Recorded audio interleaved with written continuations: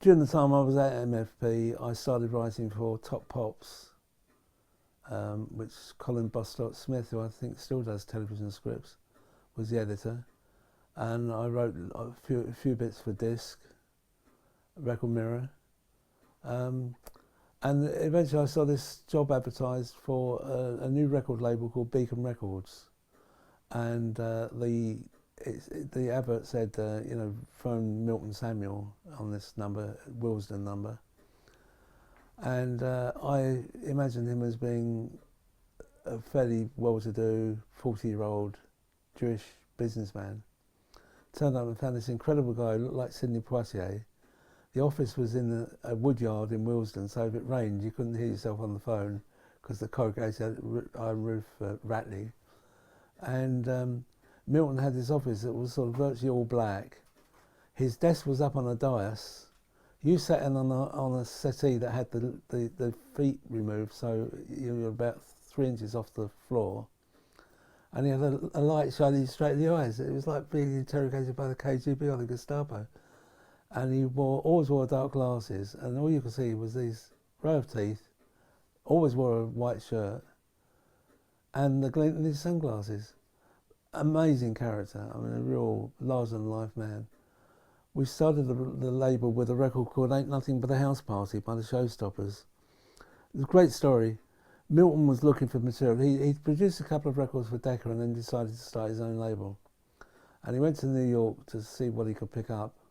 And he was walking down 42nd Street, middle of winter, when he heard this record blaring out. He thought, that's brilliant. Went in and bought it. Looked at the label and it said Showtime Records and an address in Philadelphia. He got the first train out in the morning. It was snowing by now. He just had a summer suit on.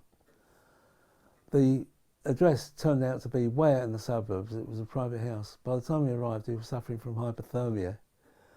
They welcomed him in this. They were a family of tailors. They used to make all the stage uniforms for people like Solomon Burke, all the Philadelphia soul acts. And they started a label for the Sun. It was an indulgence for the Sun.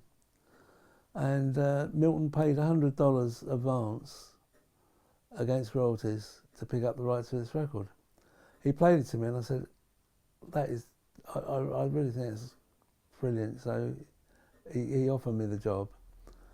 We then went to the pressing plant, All Lake in Dagenham, right next to the Sterling Machine Gun Works.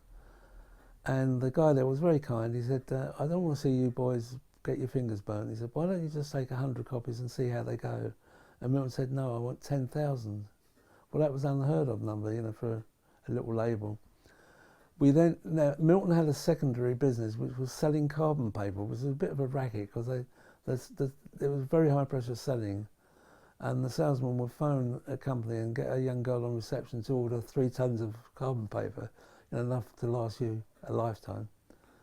But they were very good salesmen, so they were all taken off of selling carbon paper for a month, and they were put on selling to record shops.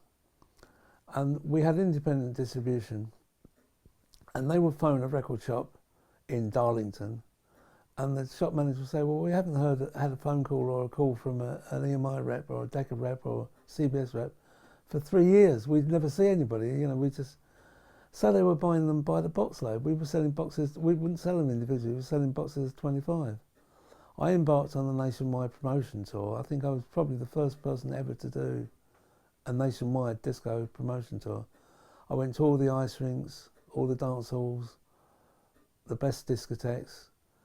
And there's one bit in the record where it actually falls apart for a split second. I'm the only person who has ever noticed that, but every time it played in one of these dance halls, I got to the person, I used to wince. I said, oh, please don't notice it, please don't notice it. But the record went to number 3 in one of the charts, number 6 in the other one. And that got us off the ground as a label.